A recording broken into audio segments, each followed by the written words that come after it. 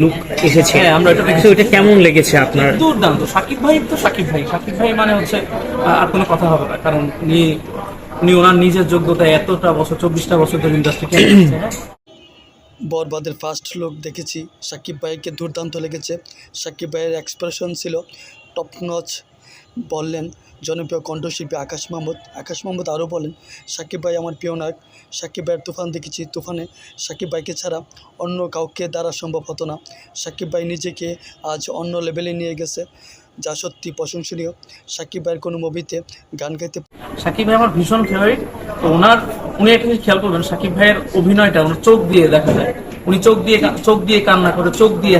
আমার অনেক ভালো লাগবে। সাকিব ভাইয়ের লাস্ট কয়েক বছরে যে ছবিগুলো মুক্তি পেয়েছে, সেই ছবিগুলো সব শ্রেণী দর্শকরা পছন্দ করেছে। একসময় সাকিব ভাইয়ের সব শ্রেণী দর্শক এত ছিল না, যা এখন রয়েছে। তার একমাত্র কারণ হচ্ছে সাকিব ভাই তার ছবির চয়েস পরিবর্তন এনেছে। উনি বেছে বেছে সিনেমাতে অভিনয় করে, ছবির কোয়ালিটি মেনটেন করে। সাকিব ভাই বরবাদ তো ফাটিয়ে দেবে। আমি সাকিব ভাইয়ের বরবাদ সিনেমা দেখার অপেক্ষা রইলাম।